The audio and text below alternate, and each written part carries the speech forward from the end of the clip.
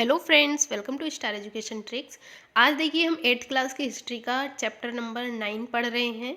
तो इससे पहले हम 8th कंप्लीट कर चुके हैं। आपने नहीं देखे हैं तो वो देख लीजिएगा, क्योंकि उनको देखने के बाद ही हमें ये हिस्ट्री समझ में आएगी। तो देखिए इसमें हम पढ़ेंगे राष्ट्रीय आंदोलन का संगठन, कि राष्ट्रीय आंदोलन जो हुए थे शुरू, तो कैसे कैसे वो शुरू हुए, और 1870 के दशक से 1947 तक के बारे में आज हम इसमें पढ़ेंगे। देखिए आप किसी भी एग्ज़ाम की तैयारी कर रहे हो तो सबसे ज़्यादा क्वेश्चन जो हैं वो इसी चैप्टर से पूछे जाते हैं, क्योंकि मॉडर्न हिस्ट्री से सबसे ज़्यादा क्वेश्चन पूछे जाते हैं। तो ये चैप्टर हमारे लिए बहुत ज़्यादा इम्पोर्टेंट है, तो आप ध्यान से सुनिएगा इसके बारे में। इससे पहले हम एक नज़र डाल लेते हैं कि हम अभी तक क्या क्या पढ़ चुके हैं। तो पिछले अध्यायों में हम जो कुछ अध्ययन कर चुके हैं वो है, सबसे पहले हमने पढ़ा था 8th क्लास की हिस्ट्री में हमने पढ़ा था कि भारतीय भूक्षेत्र पर अंग्रेज़ों का कब्जा और रियासतों का अधिग्रहण, कि अंग्रेज जब भारत आए तो उन्होंने कैसे हमारे भूक्षेत्र पर कब्जा किया और रियासतों को अपने कब्जे में लिया, उनका अधिग्रहण किया। उसके बाद नए कानूनों और प्रशासनिक संस्थाओं की शुरुआत। तो देखिए जैसे अंग्रेज आए हमारे देश में तो सबसे पहले वो क्या करेंगे, देश को चलाने के लिए क्या चाहिए, कानून। तो वो नए कानून बनाए उन्होंने और प्रशासकीय संस्थाओं की शुरुआत की, अपना प्रशासन चलाने के लिए अपनी संस्थाओं को बनाया। उसके बाद किसानों और आदिवासियों की ज़िंदगी में बदलाव किए। अब देखिए लोगों की ज़िंदगियों में भी बदलाव करने लगे। उसके बाद 19वीं सदी में आए शैक्षणिक बदलाव, फिर शिक्षा में भी बदलाव किया। महिलाओं की स्थिति से संबंधित वाद विवाद हुए, जाति व्यवस्था को चुनौतियाँ मिलीं, सामाजिक एवं धार्मिक सुधार हुए, कुछ सुधार भी किए इन्होंने, जो जो समाज में थोड़ी कुरीतियाँ थीं उनको दूर किया। 1857 का विद्रोह और उसके बाद की स्थिति के बारे में पढ़ चुके हैं हम। 1857 का विद्रोह कैसे हुआ था। फिर इसके बाद हस्तकलाओं का पतन हुआ और उद्योगों का विकास हुआ। तो ये सब हम पढ़ चुके हैं। इसके बाद हम देखेंगे इन मुद्दों के बारे में आपने जो कुछ पढ़ा उसके आधार पर क्या आपको ऐसा लगता है कि भारत के लोग ब्रिटिश शासन से असंतुष्ट थे? यदि हाँ, तो विभिन्न समूह और वर्ग क्यों असंतुष्ट थे? तो इनके बारे में आज हम पढ़ेंगे। देखिए राष्ट्रवाद का उदय। राष्ट्रवाद का उदय कैसे आया? राष्ट्रवाद मतलब कि हम अपने पूरे राष्ट्र को, हम भारत को अपना राष्ट्र समझें, ये भावना हमारे अंदर उस समय लोगों के अंदर कैसे आई। देखिए 1857 की क्रांति जब हुई थी तो लोगों के अंदर राष्ट्रवाद की भावना नहीं थी।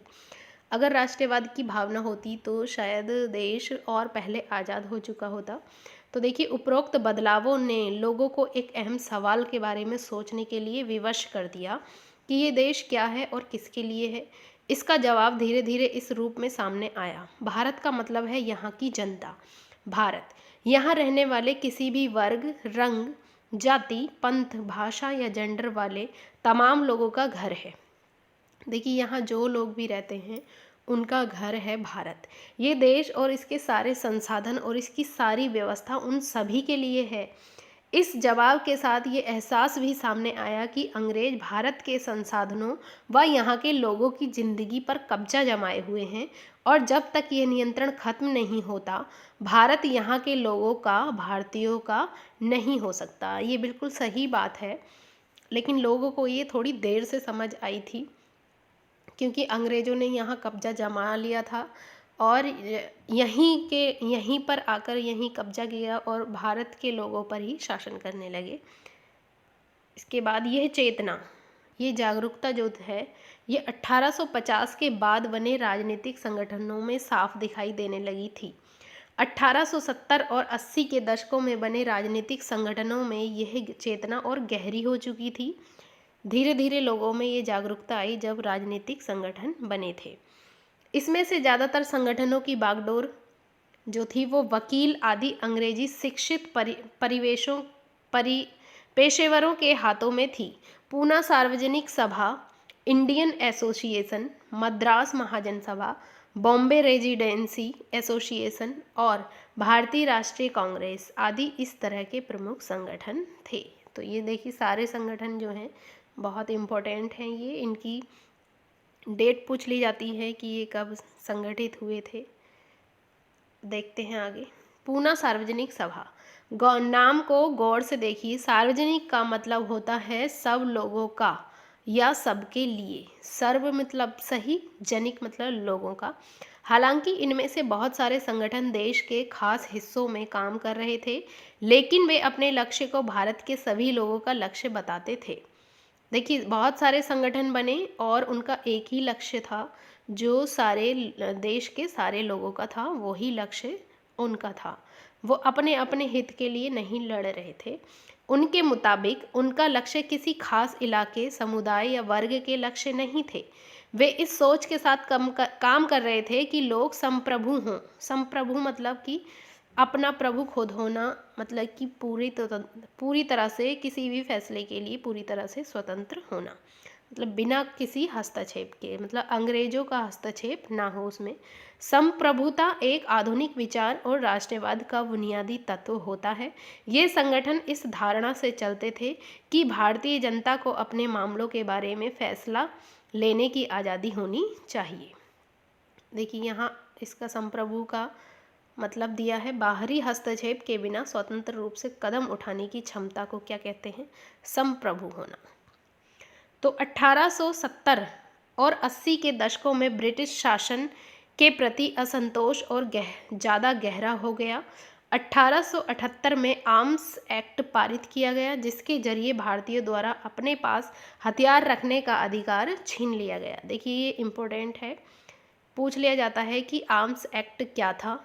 इसमें देखिए, अंग्रेजों ने भारतीयों से एक अधिकार छीन लिया था कि कोई भी भारतीय अपने पास हथियार नहीं रख सकता। और ये कब पारित हुआ? 1878 में। उसी साल वर्नैक्युलर प्रेस एक्ट भी पारित किया गया। अब देखिए, इसकी भी डेट याद रखेंगे आप, वर्नैक्युलर प्रेस एक्ट। इसमें क्या था? जिससे सरकार की आलोचना करने वालों को चुप कराया जा सके। इस कानून में प्रावधान था कि अगर किसी अखबार में कोई आपत्तिजनक चीज छपती है तो सरकार उसकी प्रिंटिंग प्रेस सहित सारी संपत्ति को जब्त कर सकती थी। ये किस में था? वर्नाक्यूलर प्रेस एक्ट में। इसमें प्रेस की सारी स्वतंत्रता छीन ली गई थी कि अगर ब्रिटिश सरकार के खिलाफ कुछ भी छपता है तो ब्रिटिश सरकार उसकी प्रिंटिंग प्रेस सहित सारी संपत्ति को जब्त कर सकती थी। 1883 में सरकार ने इल्बर्ट बिल लागू करने का प्रयास किया। इल्बर्ट बिल, ये भी इम्पोर्टेंट है, 1883 में। इसको लेकर काफ़ी हंगामा हुआ। इस विधेयक में प्रावधान किया गया था कि भारतीय न्यायाधीश भी ब्रिटिश या यूरोपीय व्यक्तियों पर मुकदमा चला सकते हैं, ताकि भारत में काम करने वाले अंग्रेज और भारतीय न्यायाधीशों के बीच समानता स्थापित की जा सके। तो देखिए, अंग्रेजों ने इसको भी वापस ले लिया था, ये बिल लागू नहीं होने दिया। जब अंग्रेजों के विरोध की वजह से सरकार ने ये विधेयक वापस ले लिया तो भारतीयों ने इस बात का काफ़ी विरोध किया। इस घटना से भारत में अंग्रेजों के असली रवैये का पता चलता था। देखिए, इस कानून में क्या था? 1883 में इल्बर्ट बिल लागू नहीं हो पाया था, लेकिन लागू करना चाहते थे। इसमें क्या था कि जो अंग्रेजी जज थे, जो भारतीय जज थे, वो भी मुकदमा चला सकते थे।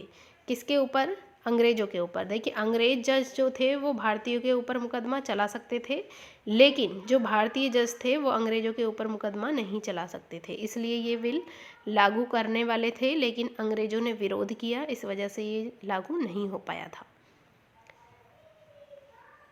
ये क्वेश्चन भी पूछ लिया जाता है, इम्पोर्टेंट है। इसके बाद देखिए, पढ़े लिखे भारतीयों के एक अखिल भारतीय संगठन की ज़रूरत 1880 से ही महसूस की जा रही थी, परंतु इल्बर्ट विधेयक ने इस चाह को और गहरा कर दिया। 1885 में देश भर के 72 प्रतिनिधियों ने बम्बई में सभा करके भारतीय राष्ट्रीय कांग्रेस की स्थापना का फैसला लिया। तो देखिए, ये इम्पोर्टेंट है, पूछा जाता है कि भारतीय राष्ट्रीय कांग्रेस की स्थापना कब हुई? 1885 में। कितने प्रतिनिधियों ने सभा में भाग लिया था? प्रथम सभा में तो 72 लोगों ने। कहाँ पर हुई थी? बम्बई में हुई थी। संगठन के प्रारंभिक नेता कौन कौन थे? दादाभाई नौरोजी, फिरोज शाह मेहता, बदरुद्दीन तैयब जी, WC बनर्जी, सुरेंद्र नाथ बनर्जी, रोमेश चंद्र दत्त, एस सुब्रमण्यम अय्यर एवं अन्य। प्रायः बम्बई और कलकत्ता के ही थे ये सब। नौरोजी व्यवसायी और प्रचारक थे। वे लंदन में रहते थे और कुछ समय के लिए ब्रिटिश संसद के सदस्य भी रहे हैं। देखिए ये क्वेश्चन भी पूछा जाता है कि इस तरह से कि निम्नलिखित में से कौन नेता जो थे वो ब्रिटिश संसद के सदस्य भी रहे हैं, तो दादा भाई नौरोजी हैं वो। उन्होंने युवा राष्ट्रवादियों का मार्गदर्शन किया। सेवानिवृत्त ब्रिटिश अफसर A.O. ह्यूम ने भी विभिन्न क्षेत्रों के भारतीयों को निकट लाने में अहम भूमिका अदा की। तो देखिए इसके संस्थापक भी पूछ लिए जाते हैं कि उस समय कौन थे, तो A.O. ह्यूम की वजह से ये संस्था स्थापित हुई थी। और इसके देखिए प्रचारक किसे कहते हैं, जो नौरोजी थे प्रचारक थे, ऐसे व्यक्ति जो सूचनाओं के प्रसार, रिपोर्ट्स, बैठकों में भाषण आदि के जरिए किसी खास विचार का प्रचार प्रसार करते हैं, वो प्रचारक कहलाते हैं। तो ये इम्पोर्टेंट है, ये भी याद रखेंगे आप। कांग्रेस किसके पक्ष में बोलने का प्रयास कर रही थी, ये आप खुद पढ़ सकते हैं। द इंडियन मिरर नामक अखबार ने ये लिखा था। उसके बाद देखते हैं उभरता हुआ राष्ट्र। देखिए दादा भाई नौरोजी का चित्र दिया है, ये इमेज दादा भाई नौरोजी की है। नौरोजी की पुस्तक, इन्होंने एक पुस्तक लिखी थी poverty and un British rule in India. ये भी क्वेश्चन पूछ लिया जाता है कि ये पुस्तक किसने लिखी थी। में ब्रिटिश शासन के आर्थिक परिणामों की बहुत तीखी आलोचना की थी इन्होंने। उभरता हुआ राष्ट्र। अक्सर कहा जाता है कि अपने पहले 20 सालों में कांग्रेस अपने उद्देश्य और तरीकों के लिहाज से मध्यवर्गीय पार्टी थी। इस दौरान कांग्रेस ने, देखिए 20 सालों में, शुरू के 20 सालों में कांग्रेस अपने उद्देश्य और तरीकों के लिहाज से मध्यमार्गी पार्टी थी। तो कहीं कहीं कांग्रेस को मध्यमार्गी बोला जाएगा। इस दौरान कांग्रेस ने सरकार और शासन में भारतीयों को और ज़्यादा जगह दिए जाने के लिए आवाज़ उठाई। कांग्रेस के लोग ही बोलते थे किससे, सरकार से, शासन के बारे में, कि भारतीयों की स्थिति के बारे में। कांग्रेस का आग्रह था कि विधान परिषदों में भारतीयों को ज़्यादा जगह दी जाए। मध्यमार्गी मतलब कि सरकार से विनती करने वाली संस्था थी ये।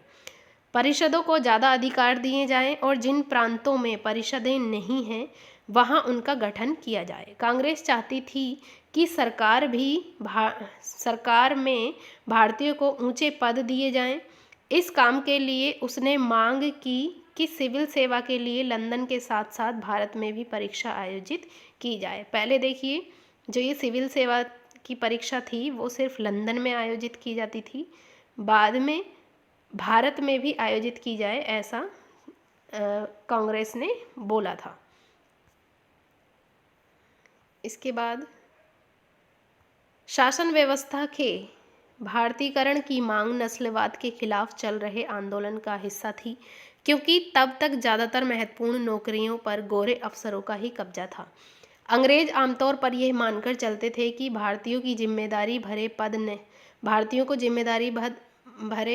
पद नहीं दिए जा सकते, क्योंकि अंग्रेज अफसर अपनी भारी भरकम वेतन का एक बड़ा हिस्सा ब्रिटेन भेज देते थे। इसलिए लोगों को उम्मीद थी कि भारतीकरण से यहाँ की धन संपत्ति भी कुछ हद तक भारत में रुकने लगेगी। भारतीयों की मांग थी कि न्यायपालिका को कार्यपालिका से अलग किया जाए, आर्म्स एक्ट को निरस्त किया जाए और अभिव्यक्ति व बोलने की स्वतंत्रता दी जाए। ये सारी मांग थी भारतीयों की। इसके बाद शुरुआती सालों में कांग्रेस ने कई आर्थिक मुद्दे भी उठाए। उसका कहना था कि भारत में ब्रिटिश शासन की वजह से ही गरीबी और अकाल पड़ रहे हैं। बढ़ते लगान के कारण काश्तकार और जमींदार विपन्न हो गए हैं। विपन्न मतलब कि गरीब हो गए हैं और अनाजों के भारी निर्यात की वजह से खाद्य पदार्थों का अभाव पैदा हो गया था। देखिए बहुत सारा निर्यात यहाँ से अंग्रेज जो थे अनाजों का निर्यात करते थे, जिसकी वजह से यहाँ भुखमरी फैलने लगी थी। कांग्रेस की मांग थी कि लगान कम किया जाए और यहाँ के किसानों पर भारी लगान थोपते थे। फौजी खर्चों में कटौती की जाए और सिंचाई के लिए ज़्यादा अनुदान दिए जाएं। उसने नमक कर, विदेशों में भारतीय मजदूरों के साथ होने वाले बर्ताव तथा भारतीयों के कामों में दखल अंदाजी करने वाले वन प्रशासन की वजह से वनवासियों को बढ़ती मुसीबतों के बारे में बहुत सारे प्रस्ताव पारित किए। इससे पता चलता है कि पढ़े लिखे संपन्न वर्ग की संस्था होते हुए भी कांग्रेस केवल पेशेवर समूहों, जमींदारों और उद्योगपतियों के हक में नहीं बोल रही थी। मतलब कि जो ये कांग्रेस थी ये संपन्न वर्ग की संस्था थी, मतलब यहाँ पर जो लोग थे ये संपन्न वर्ग से आते थे, लेकिन वो पूरे देश के लिए बोल रहे थे, सभी के लिए बोल रहे थे। ये नहीं कि वो सिर्फ पेशेवर समूहों, जमींदारों और उद्योगपतियों के हक में नहीं लड़ रही थी, सबके लिए बोल रही थी। इसके बाद देखते हैं मध्यमार्गी नेता जनता को ब्रिटिश शासन के अन्यायपूर्ण चरित्र से अवगत कराना चाहते थे। जो मध्यमार्गी नेता थे, कांग्रेस थी, जनता को ब्रिटिश शासन के अन्यायपूर्ण चरित्र से अवगत कराना चाहते थे। लोगों को बताना चाहते थे कि ये ब्रिटिश शासन जो है ये अन्यायपूर्ण है, लोगों पर अत्याचार कर रहा है। उन्होंने अखबार निकाले, लेख लिखे और ये साबित करने का प्रयास किया कि ब्रिटिश शासन देश को आर्थिक तबाही की ओर ले जा रहा है। देखिए, यहाँ के लोग जो थे, हमारे देश के भोले भाले थे, उनको पता नहीं लग रहा था कि ये अंग्रेज जो हैं हमें लूट रहे हैं। तो ये सब कौन बता रहे थे? ये पढ़े लिखे लोग जो समझ चुके थे वो लोगों को बता रहे थे। उन्होंने अपने भाषणों में ब्रिटिश शासन की निंदा की और जनमत निर्माण के लिए देश के विभिन्न भागों में अपने प्रतिनिधि भेजे। लोगों ने कांग्रेस ने जो है वो लोगों को जागरूक करने के लिए जगह जगह अपने प्रतिनिधि भेजे। लेकिन मध्यमार्गियों को ये भी लगता था कि अंग्रेज स्वतंत्रता व न्याय के आदर्शों का सम्मान करते हैं, इसलिए वे भारतीयों की न्याय संगत मांगों को स्वीकार कर लेंगे। उन्हें ये लगता था कि जो सही मांगे हैं वो उनको अंग्रेज जो हैं, अंग्रेज सरकार शायद मान ले। लिहाजा कांग्रेस का मानना था कि सरकार को भारतीयों की भावना से अवगत कराया जाना चाहिए। तो कांग्रेस मानती थी कि हम अगर अपनी विनती करेंगे कि हमें ये हक दिया जाए, मतलब सरकार को भारतीयों की भावना से अवगत कराया जाना चाहिए। स्वतंत्रता हमारा जन्मसिद्ध अधिकार है। लेकिन कुछ नेता थे ऐसे जो मांगना नहीं चाहते थे, वो अपना हक छीनना चाहते थे। उनमें से एक थे बाल गंगाधर तिलक। तो उन्हीं का नारा है ये, स्वतंत्रता हमारा जन्मसिद्ध अधिकार है और इसे मैं लेकर ही रहूँगा। तो 1890 के दशक तक बहुत सारे लोग कांग्रेस के राजनीतिक तौर तरीकों पर सवाल खड़ा करने लगे थे। कांग्रेस जो थी वो विनती करती थी सरकार से, अंग्रेज सरकार से, कि हमें ये हक दिया जाए। लेकिन कुछ लोग कांग्रेस में ऐसे थे जो ये चाहते थे कि हमें विनती नहीं करनी चाहिए, बल्कि हमें अपने दम पर लड़कर ये चीज़ हमें लेनी चाहिए। तो इसीलिए कांग्रेस भी बाद में टूट गई थी। इसे हम पढ़ेंगे आगे। देखिए, बंगाल, पंजाब और महाराष्ट्र में बिपिन चंद्र पाल, बाल गंगाधर तिलक और लाला लाजपत राय जैसे नेता ज़्यादा आमूल परिवर्तनवादी उद्देश्य और पद्धतियों के अनुरूप काम करने वाले थे।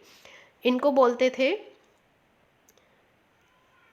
उन्होंने निवेदन की राजनीति के लिए नरमपंथियों की आलोचना की। इनको गरमपंथी बोलते थे।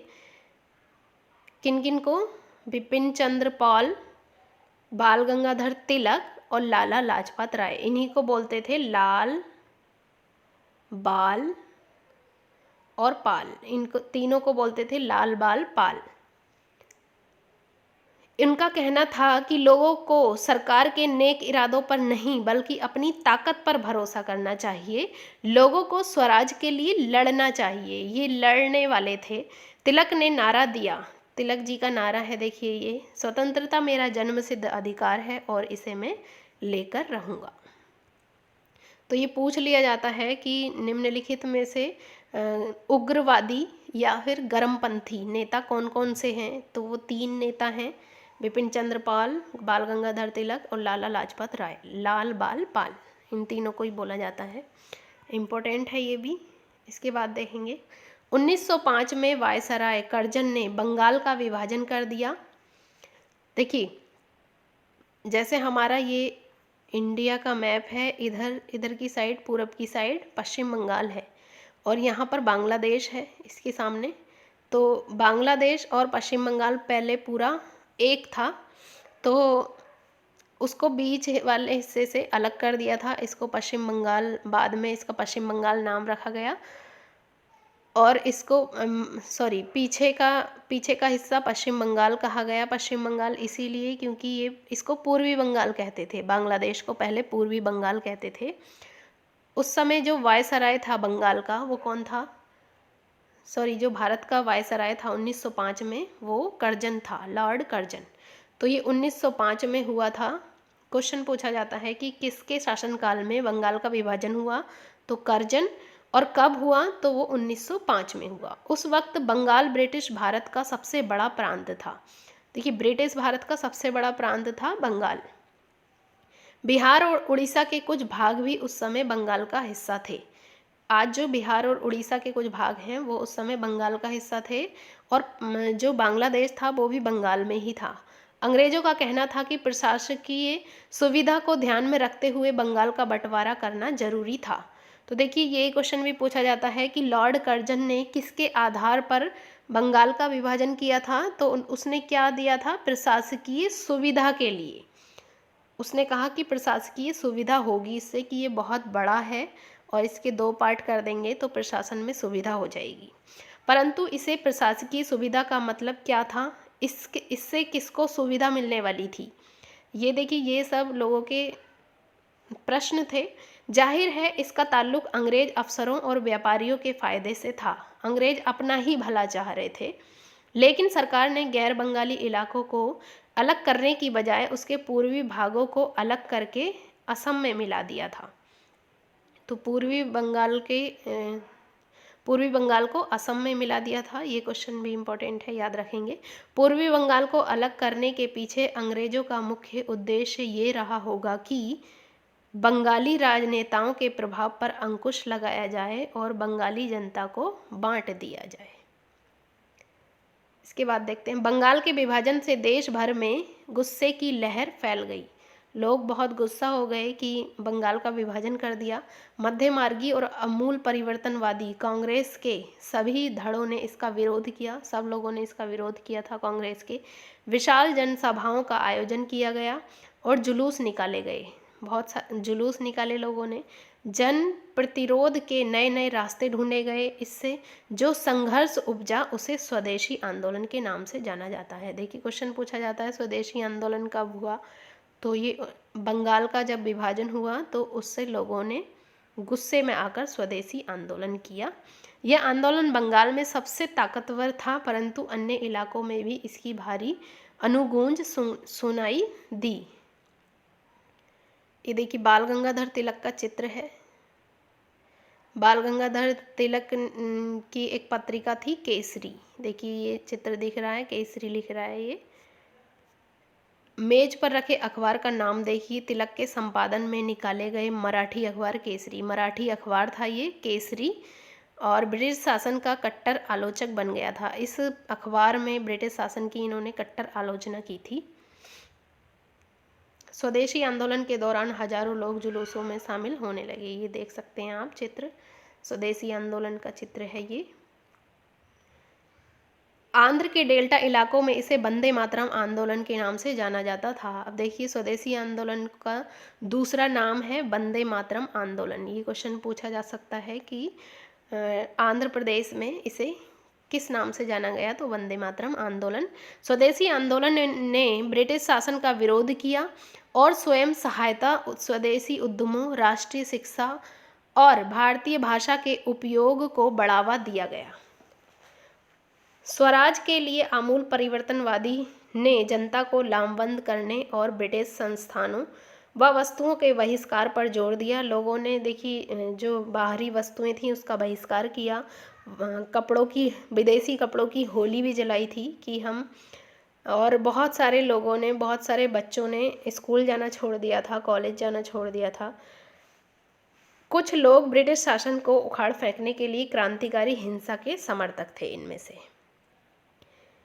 इसके देखिए इधर लाला लाजपत राय जी का चित्र दिया है। ये लाला लाजपत राय पंजाब के जाने माने राष्ट्रवादियों में से एक थे। वे याचिका और निवेदनों की राजनीति का विरोध करने वाले आमूल परिवर्तनवादी के एक प्रमुख नेता थे। यही है लाल बाल पाल में से एक नेता थे ये, जिन्हें उग्रवादी या ये विनय की नीति को नहीं मानते थे। वे आर्य समाज के भी सक्रिय सदस्य थे।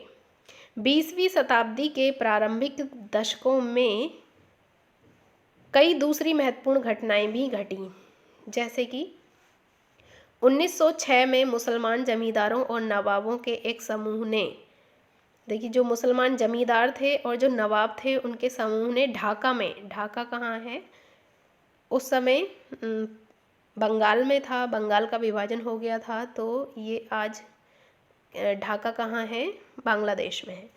ऑल इंडिया मुस्लिम लीग का गठन किया। तो ये क्वेश्चन पूछा जाता है ऑल इंडिया मुस्लिम लीग की स्थापना कब हुई, तो 1906 में हुई। कब, कहाँ हुई, ढाका में हुई थी। लीग ने बंगाल विभाजन का समर्थन किया। देखिए ये क्वेश्चन भी पूछ लिया जाता है कि बंगाल विभाजन का समर्थन किसने किया था, तो ये मुस्लिम लीग ने किया था, बाकी सब ने इसका विरोध किया था बंगाल विभाजन का। लीग की मांग थी कि मुसलमानों के लिए अलग निर्वाचिका की व्यवस्था की जाए, कि मतलब मुसलमानों का अलग से निर्वाचन क्षेत्र हो और उसमें मुसलमान ही खड़े हों। 1909 में सरकार ने यह मांग मान ली थी। पार्लियामेंटो सुधार जो आया था वो 1909 में इन्होंने अब उसमें ये सरकार ने ये मांग मान ली और इनको अलग से निर्वाचन क्षेत्र दे दिया गया था। अब परिषदों में कुछ सीटें मुसलमान उम्मीदवारों के लिए आरक्षित कर दी गई थीं, जिन्हें मुस्लिम मतदाताओं द्वारा ही चुनकर भेजा जाता था। मुस्लिम मतदाता इनको चुनकर भेजते थे। इससे राजनेताओं में अपने धार्मिक समुदाय के लोगों को अपना राजनीतिक समर्थक बनाने का लालच पैदा हो गया था। इसके बाद देखते हैं 1907 में कांग्रेस टूट गई। सूरत अधिवेशन होता है 1907 में, जिसमें कांग्रेस के दो भाग हो जाते हैं, गरमपंथी और नरमपंथी बोलते हैं जिनको, क्योंकि देखिए दोनों दो तरीके के नेता थे। एक जो विनय से विनती करके सरकार से मांगकर अपने लिए मांगते थे, लेकिन दूसरे नेता थे जो लाल बाल पाल थे, वो लड़कर और अपना हक, अपने अधिकार बोला था उन्होंने कि हम स्वतंत्रता मेरा जन्मसिद्ध अधिकार है, मैं इसे लेकर रहूँगा। वो अपना हक समझते थे स्वतंत्रता को। तो मध्यमार्गी धड़ा बहिष्कार के राजनीति के विरुद्ध था। इन लोगों का मानना था कि इसके लिए बल प्रयोग की आवश्यकता होती है, जो कि सही नहीं है। संगठन टूटने के बाद कांग्रेस पर मध्यमार्गी का दबदबा बन गया, जबकि तिलक के अनुयायी बाहर से काम करने लगे। जो ये लाल बाल पाल थे ये उससे अलग हो गए, कांग्रेस से अलग हो गए और अलग रहकर काम करने लगे थे। दिसंबर 1915 में दोनों खेमों में एक बार फिर एकता हुई और अगले साल मतलब कि 1916 में फिर से एक हो गए थे ये। कांग्रेस और मुस्लिम लीग के बीच ऐतिहासिक लखनऊ समझौते पर, कहाँ पर हुआ था ये, लखनऊ समझौता नाम से जानते हैं इसको, जिसमें कांग्रेस एक हो गई थी, पर दस्तखत करते हुए दोनों संगठनों ने देश में प्रतिनिधिक सरकार के गठन के लिए मिलकर काम करने का फैसला लिया। परिषद देखिए क्या होती है। परिषद प्रशासकीय, सलाहकारी या प्रातिनिधिक दायित्वों को निभाने वाली मनोनीत या निर्वाचित संस्था को क्या कहते हैं, परिषद कहते हैं। जन राष्ट्रवाद का उदय देखते हैं। 1919 के बाद अंग्रेजों के खिलाफ चल रहा संघर्ष धीरे धीरे एक जन आंदोलन में तब्दील होने लगा। 1919 में ऐसा देखिए क्या हुआ, जो आंदोलन था जो अंग्रेजों के खिलाफ संघर्ष चल रहा था, वो एक जन आंदोलन, मतलब कि लोग आंदोलन करने लगे। किसान, आदिवासी, विद्यार्थी और महिलाएं बड़ी संख्या में इस आंदोलन से जुड़ते गए। सब लोग देखिए, किसान भी, आदिवासी भी, विद्यार्थी और महिलाएं तक इस आंदोलन से जुड़ती गईं। कई बार औद्योगिक मजदूरों ने भी आंदोलन में योगदान दिया। 20 के दशक से कुछ खास व्यावसायिक समूह भी कांग्रेस को सक्रिय समर्थन देने लगे थे। ऐसा क्यों हुआ, देखते हैं।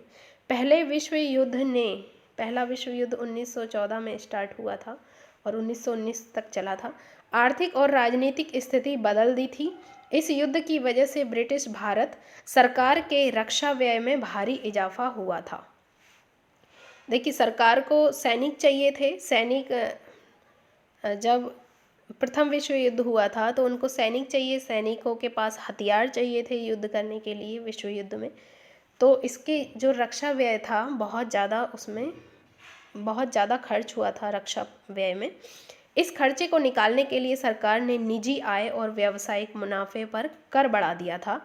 सैनिक व्यय में इजाफे तथा युद्धक आपूर्ति की वजह से ज़रूरती कीमतों की चीज़ों में भारी उछाल आया। महंगाई बहुत बढ़ा दी थी अंग्रेज़ों ने। ज़रूरत की चीज़ों में आम लोगों की ज़िंदगी मुश्किल होती गई। दूसरी ओर व्यावसायिक समूह युद्ध से बेहिसाब मुनाफा कमा रहे थे और जो व्यवसाय करने वाले थे वो इससे मुनाफा कमा रहे थे। जैसे कि आप अध्याय 7 में देख चुके हैं, इस युद्ध में औद्योगिक वस्तुओं, जूट के बोरे, कपड़े, पटरियों की मांग जो थी बहुत ज़्यादा बढ़ गई थी। उस समय जो व्यवसाय करने वाले थे वो इन चीज़ों से कमाने लगे थे बहुत। ये हम पढ़ चुके हैं अध्याय 7 में। इसके बाद देखिए, बढ़ा दी और अन्य देशों से भारत आने वाले आयात में कमी ला दी थी। इस तरह युद्ध के दौरान भारतीय उद्योगों का विस्तार हुआ। देखिए, जब प्रथम विश्व युद्ध हुआ तो उसमें इधर उधर जाने के लिए रेल की पटरियों का विकास हुआ और सैनिकों के लिए कपड़े, जूते ये सब बनाने थे तो उद्योगों का विकास हुआ। तो इस दौरान भारतीय उद्योगों का विकास हुआ। लोहे की ज़रूरत को पूरा करने के लिए लोगों ने कंपनी खोली और भारतीय व्यावसायिक समूह विकास के लिए और अधिक अवसरों की मांग करने लगे। युद्ध ने अंग्रेज़ों को अपनी सेना बढ़ाने के लिए विवश किया। अंग्रेज़ों ने अपनी सेना बढ़ाई। एक विदेशी युद्ध की खातिर गाँवों में सिपाहियों की भर्ती के लिए दबाव डाले जाने लगा और यहाँ से भी इंडिया से बहुत सारे सिपाही गए। बहुत सारे सिपाहियों को दूसरे देशों में युद्ध के मोर्चे पर भेज दिया गया। इनमें से बहुत सारे सिपाही युद्ध के बाद यह समझदारी लेकर लौटे कि साम्राज्यवादी शक्तियाँ एशिया और अफ्रीका के लोगों का किस तरह शोषण कर रही हैं। फलस्वरूप ये लोग भी भारत में औपनिवेशिक शासन का विरोध करने लगे। देखिए, जो यहाँ से सैनिक गए थे तो उन्हें लड़ने के लिए तो उन्हें लगा कि एशिया और अफ्रीका के लोगों का किस तरह से शोषण हो रहा है, यहाँ के लोगों का शोषण हो रहा है। जब वो वापस लौटे युद्ध पे से तो वो भी औपनिवेशिक शासन मतलब कि अंग्रेजी सरकार का विरोध करने लगे थे। इसके अलावा 1917 में रूसी क्रांति हुई। इस घटना के चलते किसानों और मजदूरों के संघर्षों का समाचार तथा समाजवादी विचार बड़े पैमाने पर फैलने लगे, जिससे भारतीय राष्ट्रवादियों को नई प्रेरणा मिलने लगी थी। अब देखिए, महात्मा गांधी का आगमन हुआ। महात्मा गांधी जो थे वो विदेश गए हुए थे अफ्रीका, तो वो अफ्रीका से 1915 में लौटे थे। 1915 में लौटे थे इंडिया और फिर जब वो लौटे तो प्रथम विश्व युद्ध चल रहा था। 1914 में प्रथम विश्व युद्ध स्टार्ट हुआ था। तो इन्हीं हालातों में महात्मा गांधी एक जननेता के रूप में सामने आए। गांधी जी 46 वर्ष की उम्र में 1915 में दक्षिण अफ्रीका से लौटे थे। ये डेट इम्पोर्टेंट है कि गांधी जी भारत कब लौटे थे, तो 1915 में। वे वहाँ पर नस्ल भेदी पाबंदियों के खिलाफ अहिंसक आंदोलन चला रहे थे। अहिंसा के पुजारी थे वो, किसी पर हिंसा नहीं करते थे और अंतर्राष्ट्रीय स्तर पर उनकी अच्छी मान्यता थी और लोग उनका आदर करते थे, सब उनको जानते थे। दक्षिण अफ्रीकी आंदोलनों की वजह से उन्हें हिंदू, मुसलमान, पारसी और ईसाई, गुजराती, तमिल और उत्तर भारतीय उच्च वर्गीय व्यापारी, वकील और मजदूर सब तरह के भारतीयों से मिलने जुलने का मौका मिल चुका था। चित्र 6 देखिए, नटाल कांग्रेस के संस्थापक डरबन, दक्षिण अफ्रीका, 1995। नटाल कांग्रेस की स्थापना कब हुई थी? 1895 में हुई थी। कहाँ? दक्षिण अफ्रीका में। गांधी जी ने की थी। देखिए ये गांधी जी हैं, यहाँ पर बीच में खड़े हैं, ये गांधी जी हैं।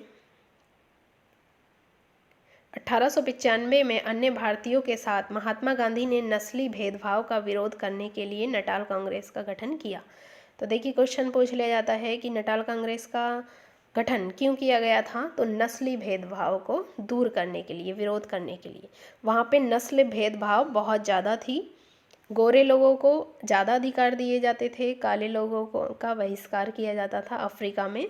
तो इसके खिलाफ इन्होंने, गांधी जी ने और यहाँ के भारतीयों ने आवाज़ उठाई थी। क्या आप चित्र में गांधी जी को पहचान सकते हैं? पिछली कतार के ठीक बीच में कोट और टाई पहने दिखाई दे रहे हैं, ये रहे। इसके बाद देखते हैं महात्मा, ये हो गया था। महात्मा गांधी ने पहले साल पूरे भारत का दौरा किया। जब वो 1915 में आए तो पूरे साल उन्होंने भारत का दौरा किया। इस दौरान वे यहाँ के लोगों, उनकी ज़रूरतों और हालात को समझने में लगे रहे। उनके शुरुआती प्रयास जो थे वो चंपारण, खेड़ा और अहमदाबाद के स्थानीय आंदोलन के रूप में था। तो सबसे पहले उन्होंने चंपारण, खेड़ा और अहमदाबाद में अपना सत्याग्रह किया था, सामने आए। इन आंदोलनों के माध्यम से उनका राजेंद्र प्रसाद और वल्लभ भाई पटेल से परिचय हुआ। 1918 में अहमदाबाद में उन्होंने मिल मजदूरों की हड़ताल का सफलतापूर्वक नेतृत्व किया। 1918 में अहमदाबाद, गुजरात में। आइए अब 1919 से 1922 के बीच के आंदोलनों को कुछ गहराई से देखें। रॉलेट सत्याग्रह। देखिए 1919 में एक घटना और हुई थी। 1919 में क्या, रॉलेट सत्याग्रह या रॉलेट एक्ट पारित हुआ था। इसमें क्या था, 1919 में गांधी जी ने अंग्रेजों द्वारा हाल ही में पारित किए गए रॉलेट कानून के खिलाफ सत्याग्रह का आह्वान किया। यह कानून अभिव्यक्ति की स्वतंत्रता जैसे मूलभूत अधिकारों पर अंकुश लगाने और पुलिस को ज़्यादा अधिकार देने के लिए लागू किया गया था। इसमें देखिए क्या होता था, किसी भी भारतीय को गिरफ्तार कर लिया जाता था शक के आधार पर। किसी भी की शक के आधार पर किसी को भी गिरफ्तार कर लिया जाता था इस कानून के तहत, रॉलेट सत्याग्रह के। तो इससे पुलिस को ज़्यादा अधिकार दिए जा रहे थे और जो अभिव्यक्ति की स्वतंत्रता है वो कम हो रही थी। महात्मा गांधी, मोहम्मद अली जिन्ना तथा अन्य नेताओं का मानना था कि सरकार के पास लोगों की बुनियादी स्वतंत्रता पर अंकुश लगाने का कोई अधिकार नहीं है।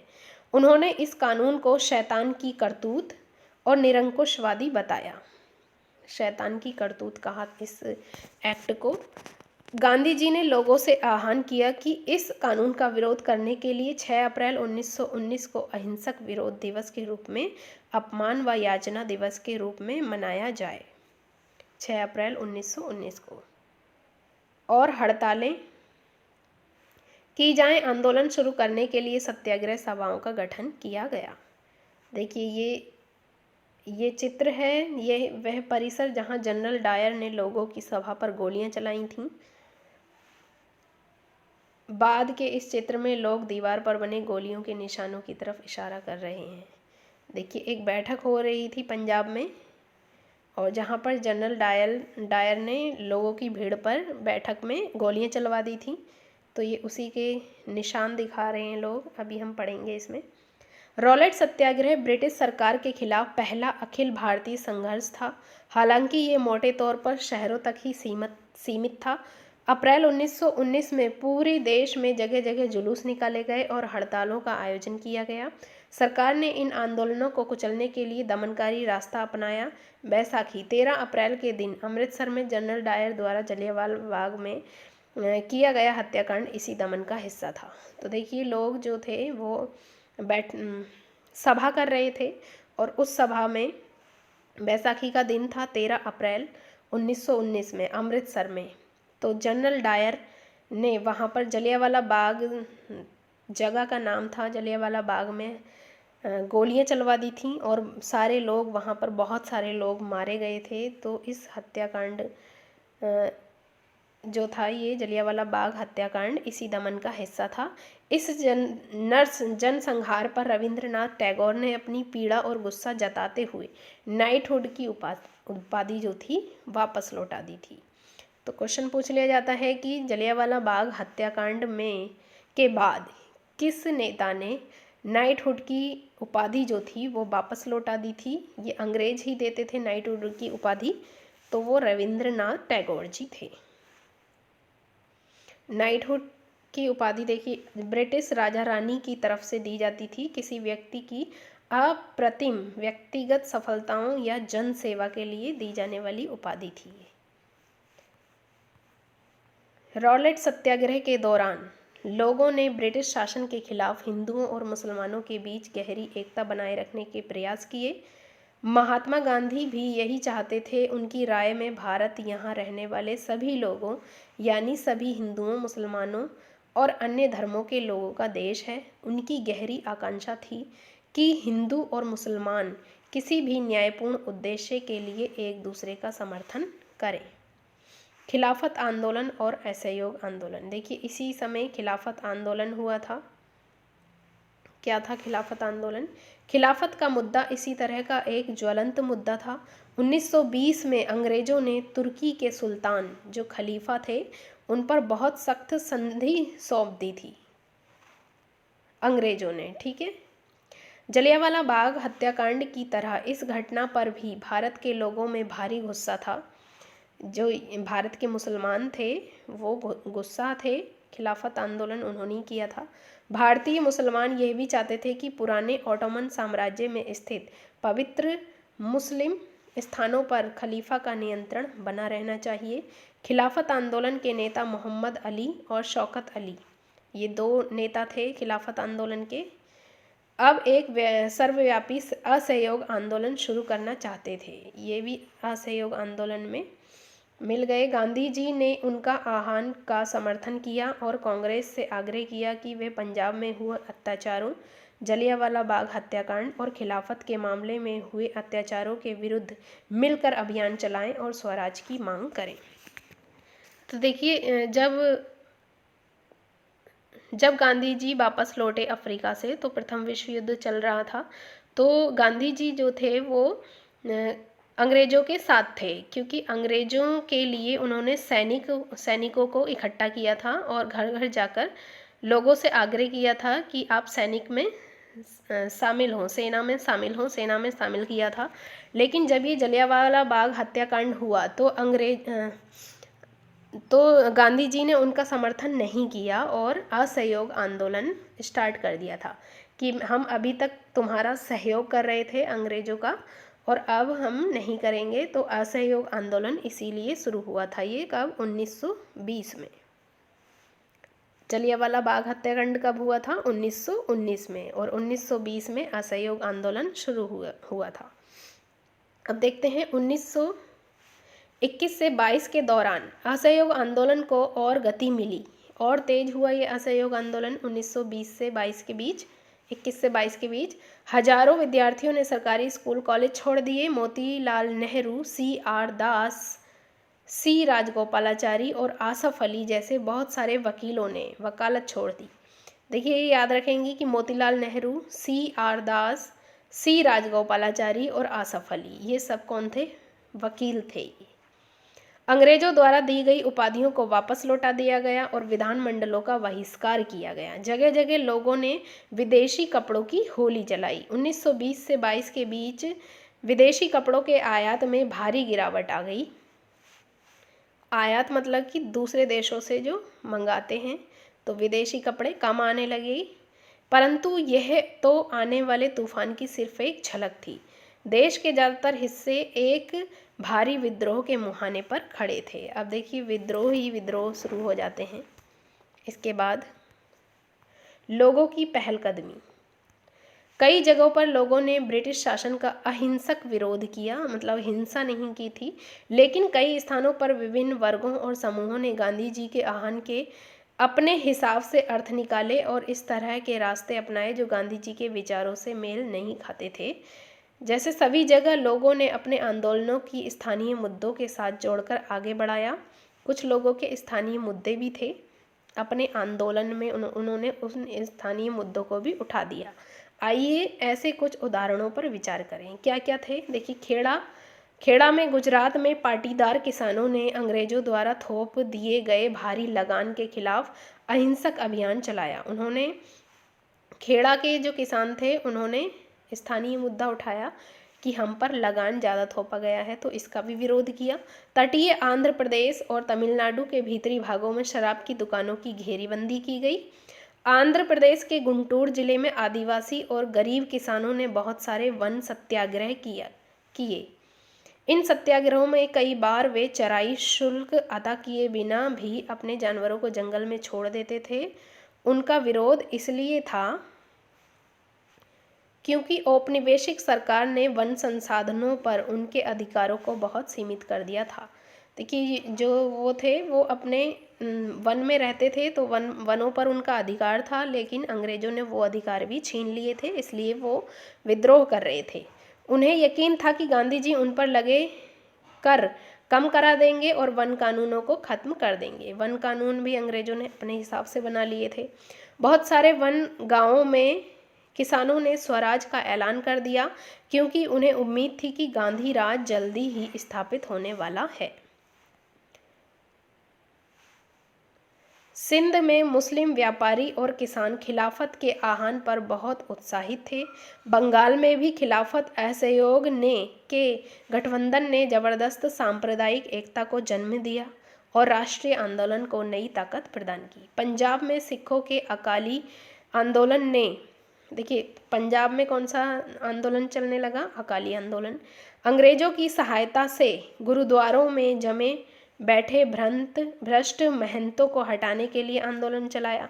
वहाँ अलग आंदोलन चलने लगा महंतों को हटाने के लिए। ये आंदोलन असहयोगी आंदोलन से काफ़ी घनिष्ठ रूप से जुड़ा हुआ दिखाई देता था। असम में गांधी महाराज की जय के नारे लगाते हुए चाय बागान मजदूरों ने अपनी तनख्वाह में इजाफे की मांग शुरू कर दी। लोगों ने अलग अलग, देखिए, अपने स्थानीय आंदोलनों को भी इससे जोड़ दिया था। असहयोग आंदोलन से जगह जगह लोग प्रदर्शन करने लगे थे। उन्होंने अंग्रेजी स्वामित्व वाले बागानों की नौकरी छोड़ दी। देखिए, बागान, जिन लोगों के बागान होते थे अपने चाय बागान, उन पर भी अंग्रेजों ने अपना कब्जा कर लिया था। उनका कहना था कि गांधी जी भी यही चाहते हैं। उस दौर के बहुत सारे असमिया वैष्णव गीतों में कृष्ण की जगह गांधी राज का यशगान किया जाने लगा था। तो देखिए, लोग जो थे गांधी जी को एक मसीहा समझ रहे थे। जनता के महात्मा,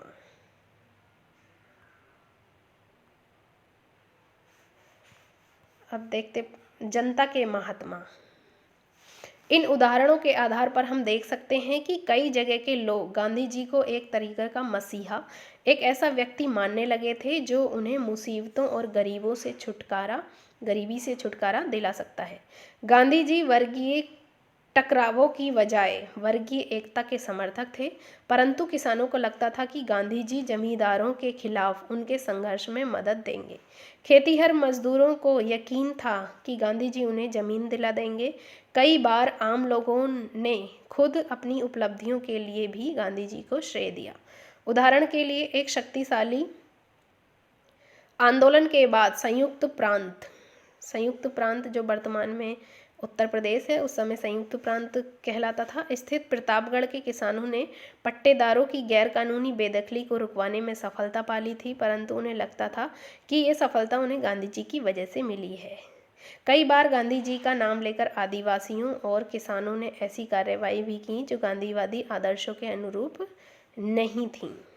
तो गांधी जी अहिंसा के पुजारी थे, लेकिन लोगों ने वहाँ पर कई जगह हिंसा भी अपनाई। इसके बाद देखते हैं 1922 से 1929 की घटनाएं। क्या क्या घटा? महात्मा गांधी हिंसक आंदोलन के विरुद्ध थे। वो हिंसा या लड़ाई नहीं करते थे। इसी कारण फरवरी 1922 में जब किसानों की एक भीड़ ने चौरा-चौरी पुलिस थाने पर, चौरा-चौरी एक जगह का नाम है, पुलिस थाने पर हमला कर उसे जला दिया, तो गांधी जी ने अचानक असहयोग आंदोलन वापस ले लिया। देखिए, असहयोग आंदोलन चल रहा था लेकिन गांधी जी ये कहते थे कि हम हिंसा नहीं करेंगे, बिल्कुल भी सत्य के मार्ग पर चलेंगे और तब हम अपने अधिकार लेंगे। लेकिन लोगों ने, किसानों ने क्या किया, एक चौरा चौरी पुलिस थाने में आग लगा दी थी।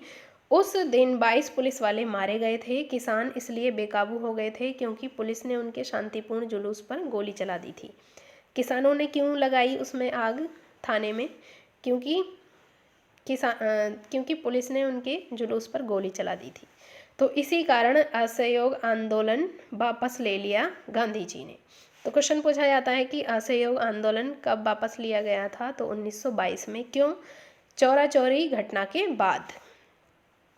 इसके बाद असहयोग आंदोलन खत्म होने के बाद गांधी जी के अनुयायी ग्रामीण इलाकों में रचनात्मक कार्य शुरू करने पर जोर दिए गए। चित्तरंजन दास और मोतीलाल नेहरू जैसे अन्य नेताओं की दलील थी कि पार्टी को परिषद चुनावों में हिस्सा लेना चाहिए और परिषदों के माध्यम से सरकारी नीतियों को प्रभावित करना चाहिए। 20 के दशक के मध्य में गांवों में किए गए व्यापक सामाजिक कार्यों की बदौलत गांधीवादियों को अपना जनाधार फैलाने में काफ़ी मदद मिली। 1930 में शुरू किए गए सविनय अवज्ञा आंदोलन के लिए यह जनाधार काफ़ी उपयोगी साबित हुआ। 1930 में देखिए सविनय अवज्ञा आंदोलन शुरू किया गया।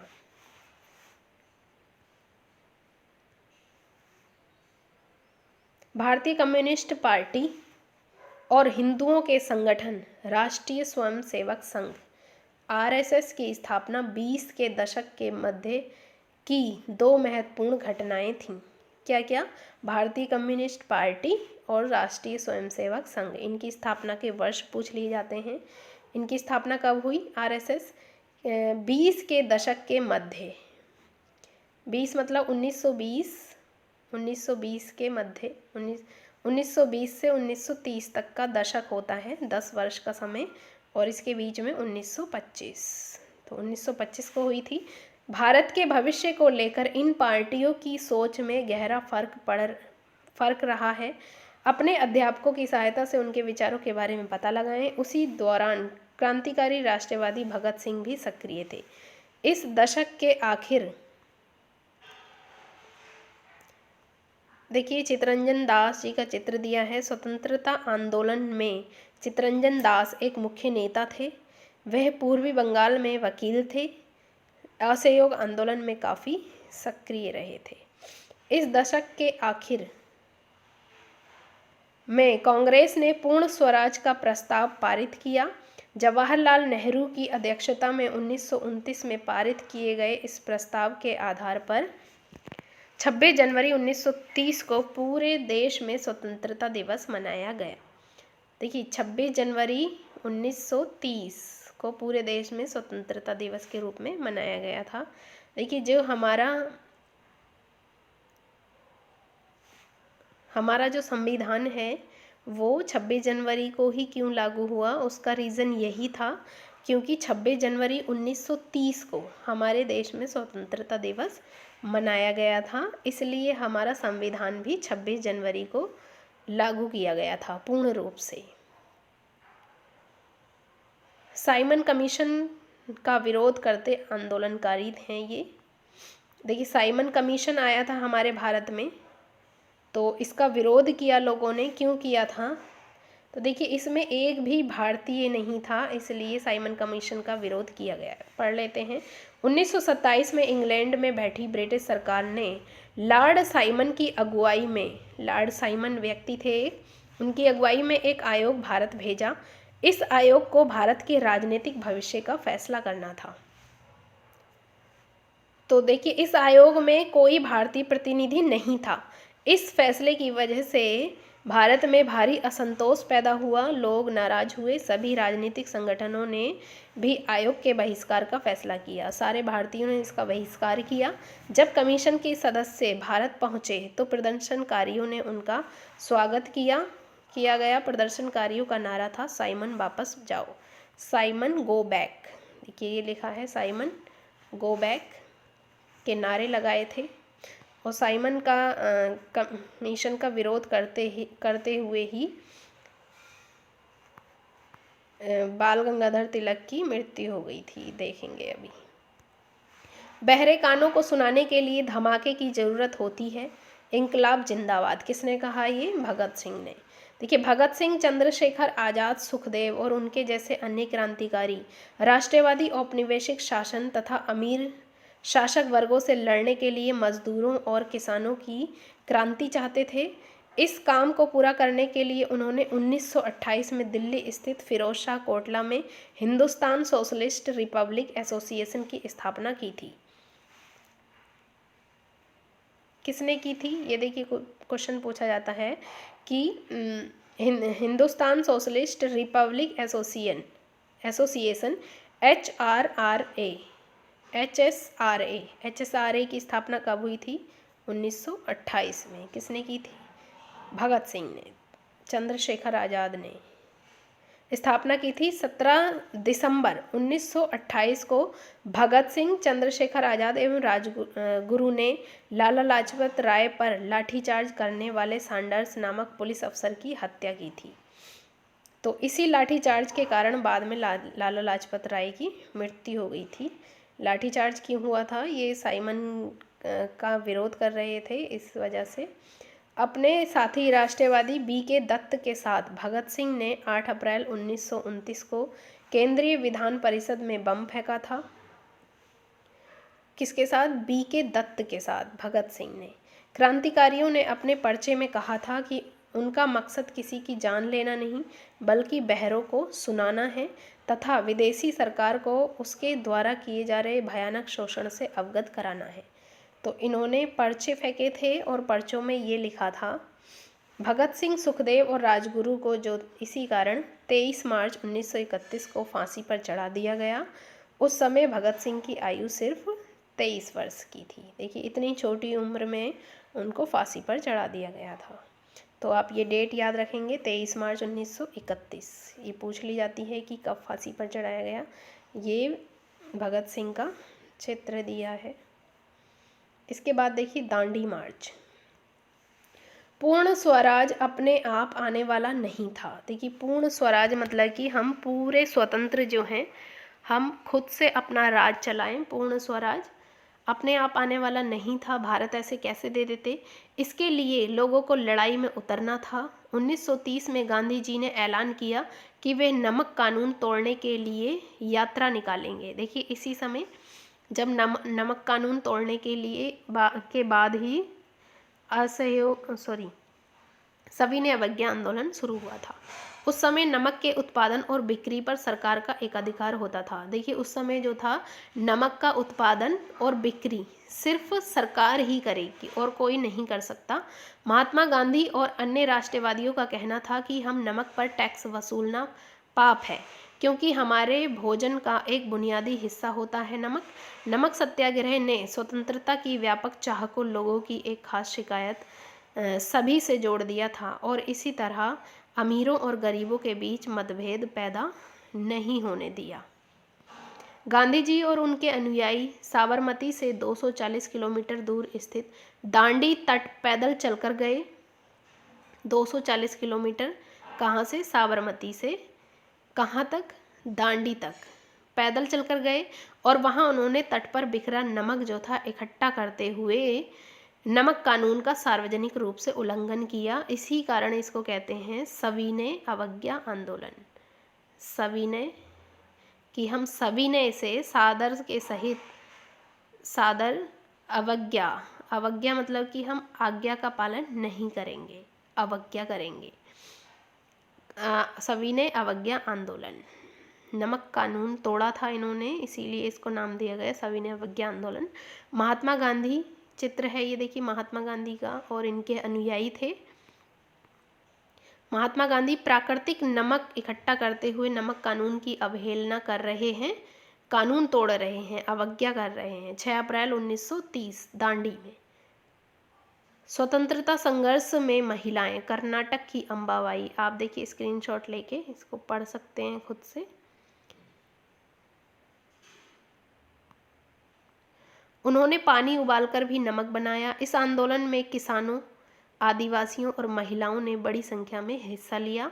नमक के मुद्दे पर एक व्यावसायिक संघ ने पर्चा प्रकाशित किया। सरकार ने शांतिपूर्ण सत्याग्रहियों के निर्मम दमन के जरिए आंदोलन को कुचलने का प्रयास किया। हजारों आंदोलनकारियों को जेल में डाल दिया गया।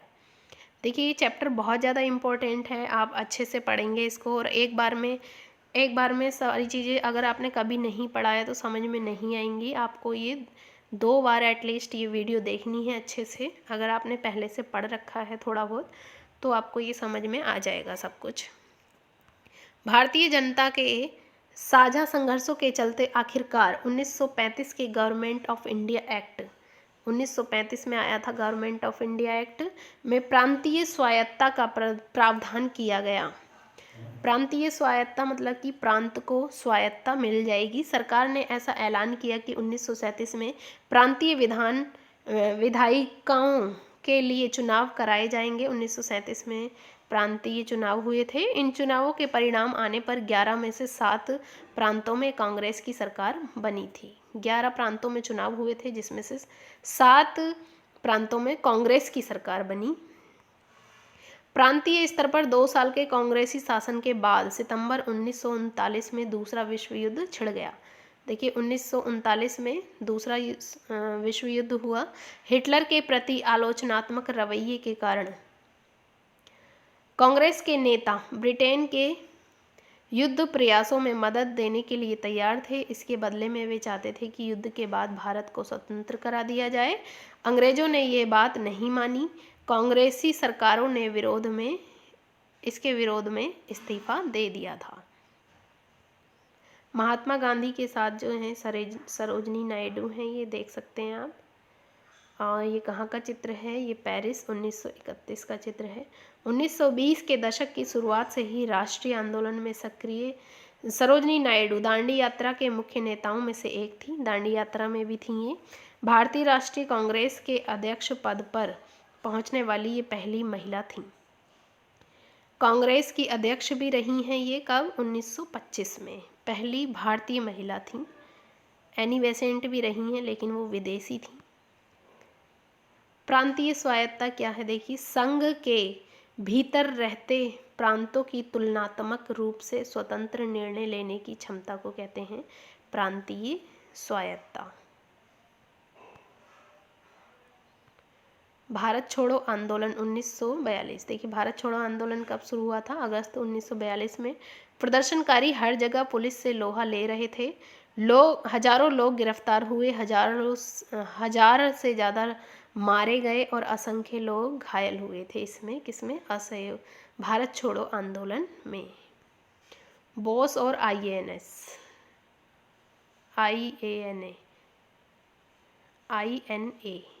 देखिए, सुभाष चंद्र बोस जो थे उन्होंने IANA की स्थापना की थी। भारत छोड़ो और उसके बाद क्या हुआ? देखिए, भारत छोड़ो आंदोलन के बाद क्या हुआ? महात्मा गांधी ने दूसरे विश्व युद्ध के बाद अंग्रेजों के खिलाफ आंदोलन का एक नया चरण शुरू किया। उन्होंने सेकंड विश्व युद्ध जो था वो कब खत्म हुआ था? 1945 में, जब हिरोशिमा और नागासाकी पर बम फेंके गए थे तभी ये खत्म हुआ था। उन्होंने अंग्रेजों को चेतावनी दी कि वे फौरन भारत छोड़ दें। गांधी जी ने भारतीय जनता से आह्वान किया कि वे करो या मरो के सिद्धांत पर चलते हुए अंग्रेजों के विरुद्ध अहिंसक ढंग से संघर्ष करें। देखिए, गांधी जी ने कहा कि अब करना है या मरना है, या तो देश आज़ाद करना है या मर जाना है, बस इसी लिए वे संघर्ष कर रहे थे। तो ये क्वेश्चन पूछा जाता है कि करो या मरो का नारा किसने दिया? महात्मा गांधी जी ने दिया था। कब दिया था? भारत छोड़ो आंदोलन के समय दिया था। गांधी जी और अन्य नेताओं को फौरन जेल में डाल दिया गया। इसके बावजूद यह आंदोलन फैलता गया। देखिए, इन गांधी जी को जेल में डाल दिया गया था, फिर भी ये आंदोलन फैल रहा था। किसान और युवा इस आंदोलन में बड़ी संख्या में शामिल हुए। किसान और युवा, विद्यार्थी अपनी पढ़ाई लिखाई छोड़कर आंदोलन में कूद पड़े। देश भर में संचार तथा राजसत्ता के प्रतीकों पर हमले हुए। बहुत सारे इलाकों में लोगों ने अपनी सरकार का गठन कर लिया। देखिए सुभाष चंद्र बोस जी के बारे में पढ़ लेते हैं हम। समाजवादी विचार रखने वाले आमूल परिवर्तनवादी राष्ट्रवादी सुभाष चंद्र बोस अहिंसा के गांधीवादी आदर्शों में विश्वास नहीं रखते थे। हालांकि राष्ट्रपिता के रूप में गांधी जी का सम्मान करते थे। देखिए गांधी जी का सम्मान करते थे, लेकिन ये अहिंसा के पुजारी नहीं थे। जनवरी 1941 में उन्होंने बिना किसी को बताए कलकत्ता छोड़ दिया और जर्मनी के रास्ते होते हुए सिंगापुर पहुंच गए। भारत को अंग्रेजों के नियंत्रण से मुक्त कराने के लिए उन्होंने वहां आज़ाद हिंद फौज इंडियन नेशनल आर्मी INA का गठन किया। आज़ाद हिंद फौज का गठन किसने किया, क्वेश्चन पूछा जाता है, तो वो सुभाष चंद्र बोस जी ने किया। 1944 में आज़ाद हिंद फौज ने इम्फाल और कोहिमा की ओर से भारत में प्रवेश करने का प्रयास किया, परंतु ये अभियान सफल नहीं हो पाया। INA के सदस्यों को कैद कर लिया गया और उन पर मुकदमे चलाए गए। देश भर में तमाम तरह के लोगों ने आज़ाद हिंद फौज के सिपाहियों पर चलाए गए मुकदमों के खिलाफ चले संघर्षों में हिस्सा लिया। INA के बारे में आप अलग से ही पढ़ सकते हैं, बहुत कुछ है INA के बारे में।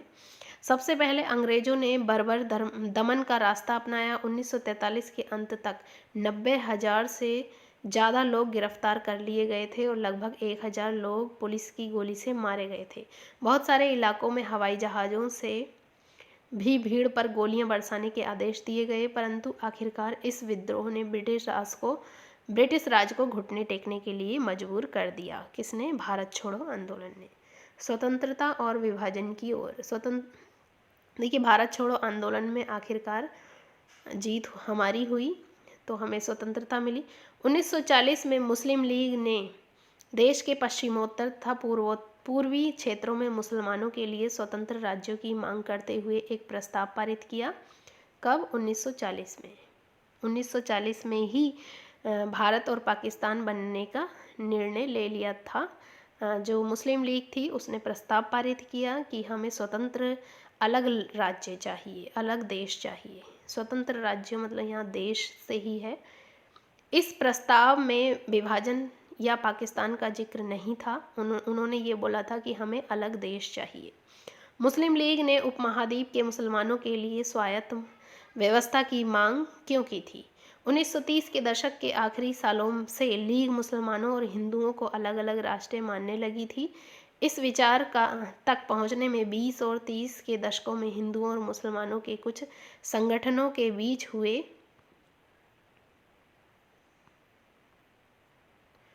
तनावों का भी हाथ रहा था।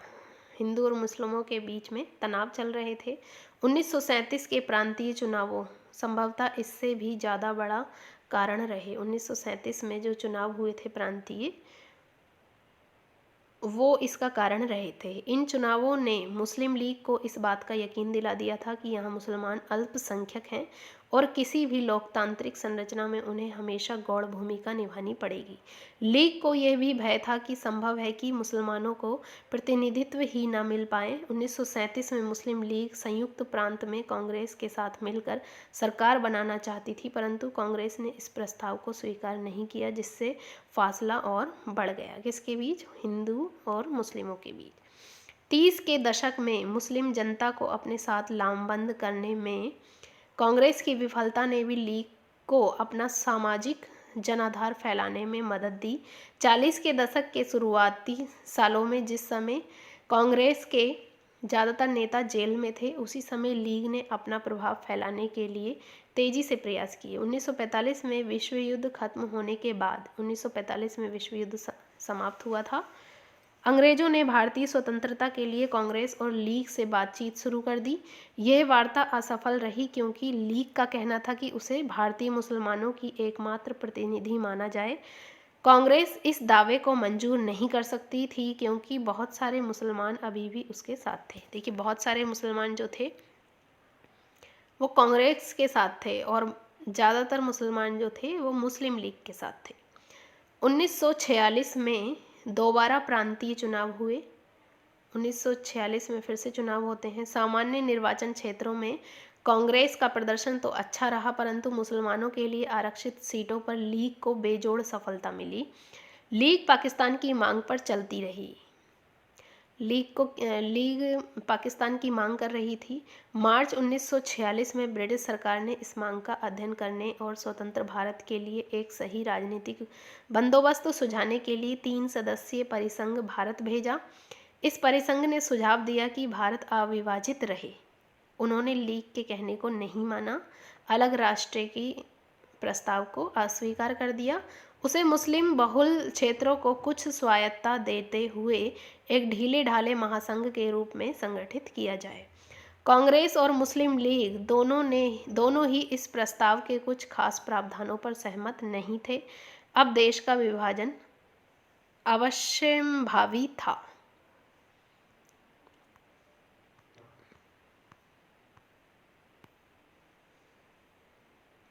कैबिनेट मिशन की इस विफलता के बाद, देखिए कैबिनेट मिशन जो था 1946 में भारत आया था, 3 सदस्य थे इसमें। तो विफलता के बाद मुस्लिम लीग ने पाकिस्तान की अपनी मांग मनवाने के लिए जन आंदोलन शुरू करने का फैसला लिया। तो कैबिनेट मिशन ने पाकिस्तान की मांग को ठुकरा दिया था। उसने 16 अगस्त 1946 को प्रत्यक्ष कार्यवाही दिवस मनाने का आह्वान किया। तो देखिए ये इम्पोर्टेंट है, 16 अगस्त 1946 को प्रत्यक्ष कार्यवाही दिवस मनाया गया। किसने मनाया था ये? लीग ने मनाया था, मुस्लिम लीग ने मनाया था। तो ये क्वेश्चन पूछ लिया जाता है, प्रत्यक्ष कार्यवाही दिवस मुस्लिम लीग ने कब मनाया? तो 16 अगस्त 1946। और 15 अगस्त 1947 को हमारा देश आज़ाद हो जाता है। इसी दिन कलकत्ता में दंगे भड़क उठे, कई दिनों तक चलते रहे। इन दंगों में हजारों लोग मारे गए। मार्च 1947 तक उत्तर भारत के विभिन्न भागों में हिंसा फैल गई थी। कई लाख लोग मारे गए। असंख्य महिलाओं का विभाजन की इस हिंसा में अकथनीय अत्याचारों का सामना करना पड़ा। करोड़ों लोगों को अपने घर बार छोड़कर भागना पड़ा। अपने मूल स्थानों से बिछड़कर ये लोग रातों रात अजनबी जमीन पर शरणार्थी बनकर रह गए। विभाजन का यह नतीजा भी हुआ कि भारत की शक्ल सूरत ही बदल गई। उसके शहरों का माहौल बदल गया और एक नए देश पाकिस्तान का जन्म हुआ। इस तरह ब्रिटिश शासन से स्वतंत्रता का ये आनंद विभाजन की पीड़ा और हिंसा के साथ हमारे सामने आया। देखिए स्वतंत्रता का आनंद जो था विभाजन की पीड़ा और इतनी हिंसा झेलने के बाद हमारे पास आया था। तो हम देख सकते हैं कि किस तरह कितनी सारी मुसीबतों के बाद हमारे देश को अंग्रेज़ों से आज़ादी मिली थी। तो आज हम आज़ाद हैं, हम कुछ भी कर सकते हैं, किसी की कोई रोक टोक नहीं होती है। अफ्रीका में राष्ट्रवाद, घाना का उदाहरण आप ये खुद से पढ़ सकते हैं। इसके ऊपर देखिए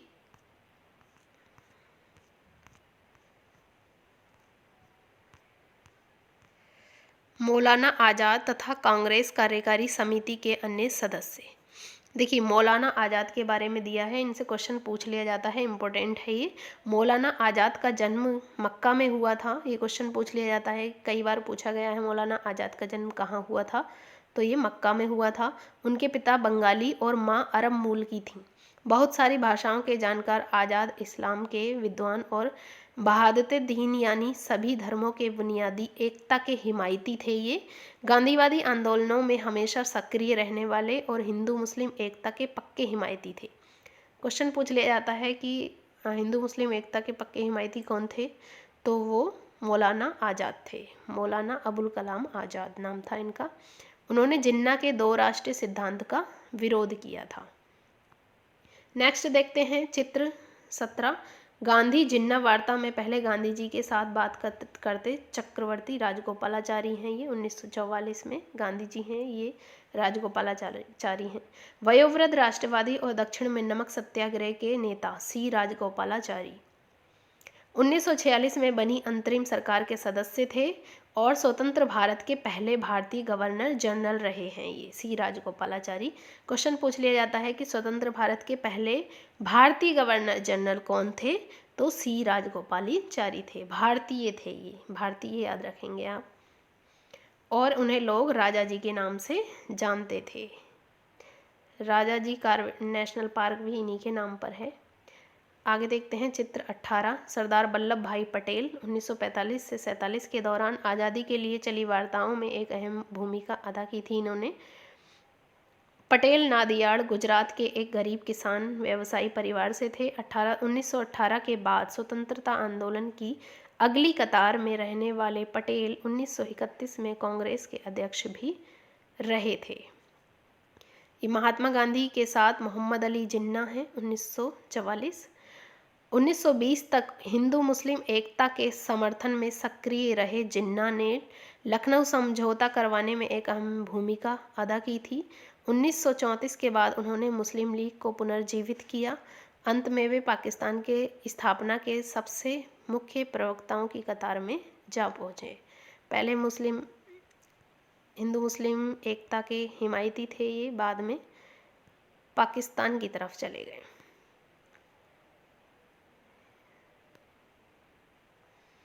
ये देखिए, जवाहरलाल नेहरू कांग्रेस के बम्बई अधिवेशन से पहले महात्मा गांधी से बात कर रहे हैं 1946। गांधी जी के शिष्य, कांग्रेस समाजवादी और अंतर्राष्ट्रीयवादी विचार रखने वाले नेहरू राष्ट्रीय आंदोलन तथा स्वतंत्र भारत की आर्थिक राजनीतिक व्यवस्था के मुख्य शिल्पियों में से थे। सामान्य निर्वाचन क्षेत्र देखिए क्या होता है। ऐसे निर्वाचन क्षेत्र जहां किसी धार्मिक तथा अन्य संप्रदाय के लिए कोई आरक्षण नहीं था, उसे कहते हैं सामान्य निर्वाचन क्षेत्र, जहाँ कोई भी आरक्षण नहीं होता है किसी भी संप्रदाय या किसी भी अलग समुदाय के लिए। तो ये रहा, ये लेसन ख़त्म हो चुका है। और गाइस, वीडियो अच्छी लगी हो तो वीडियो को लाइक करें, शेयर करें दोस्तों में। और आपको कुछ समझ नहीं आता है, इसमें कोई भी डाउट्स हो तो आप कमेंट कर सकते हैं, कमेंट में पूछ सकते हैं। Thank you.